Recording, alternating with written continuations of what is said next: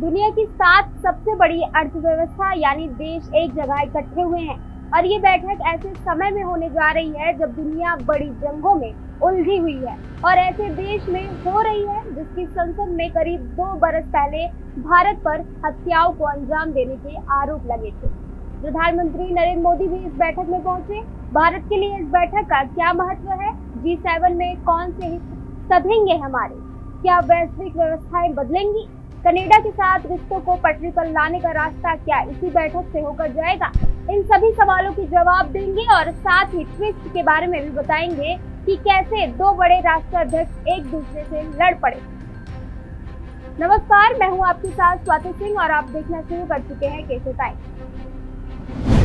प्रधानमंत्री नरेंद्र मोदी का विमान 16 जून को कैलगरी इंटरनेशनल एयरपोर्ट पर लैंड हुआ और उनकी तस्वीर के साथ एक पोस्ट आई। G7 में कई नेताओं से मुलाकात होगी, जरूरी वैश्विक मुद्दों पर बात होगी, ग्लोबल साउथ की प्राथमिकताओं पर जोर दूंगा। G7 की बैठक ऐसे समय में हो रही है जब दुनिया में भीषण उथल पुथल है। पश्चिमी एशिया में इजराइल और ईरान का संघर्ष, यूरोप में रूस और यूक्रेन के बीच जंग, दुनिया का सरपंच बनने के शौकीन डोनाल्ड ट्रंप की अगुवाई में अमेरिका ने व्यापार युद्ध छेड़ रखा है।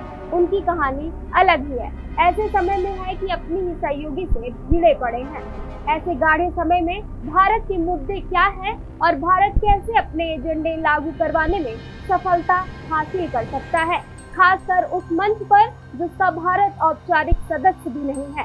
उससे पहले आपको बता दें कि आखिर G7 है क्या, जिसमें एशिया से Japan, Europe, France, Italy, Germany और यूके, नॉर्थ अमेरिका से अमेरिका और कनाडा यानी 3 महाद्वीप 7 देश हैं।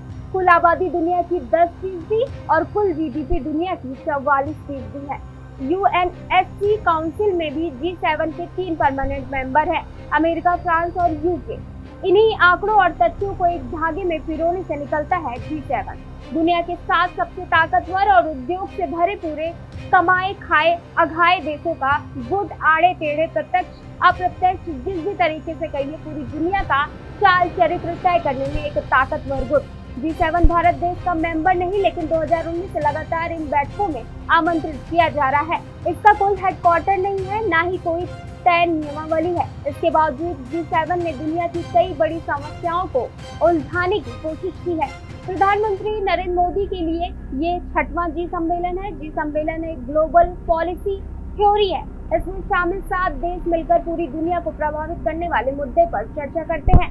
प्रतिवर्षीय आय के मामले में ये दुनिया के 15 टॉप देशों में से 7 G7 के मेंबर हैं। आपको बता दें कि मोदी ने इस सम्मेलन में कई मुद्दों पर चर्चा की। मोदी ने पहलगाम हमले का जिक्र किया। G7 आउटरीच सेशन में पीएम मोदी ने कहा कि आतंकवाद पर दोहरे मापदंडों का कोई स्थान नहीं होना चाहिए। हाल ही में भारत को एक क्रूर और कायरतापूर्ण आतंकी हमले का सामना करना पड़ा। 22 अप्रैल को हुआ आतंकी हमला केवल पहलगाम पर नहीं, बल्कि हर भारतीय की आत्मा, अस्मिता और गरिमा पर भी सीधा आघात था। यह पूरी मानवता पर आघात था। आप सभी मित्रों ने जिन कड़े शब्दों में इसकी निंदा की, संवेदनाएं प्रकट की, उसके लिए आपका आभार व्यक्त करता हूँ।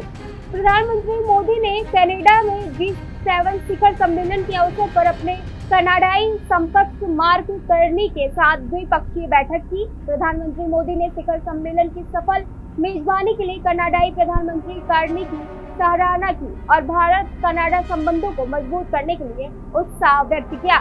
उन्होंने लोकतंत्र, स्वतंत्रता और कानून के शासन के प्रति साझा प्रतिबद्धता पर जोर दिया, जो भारत और कनाडा को एक साथ बांधता है। आज की खबर में बस इतना ही। ऐसी तमाम खबरों को जानने के लिए जुड़े रहिए केशो टाइम्स के साथ।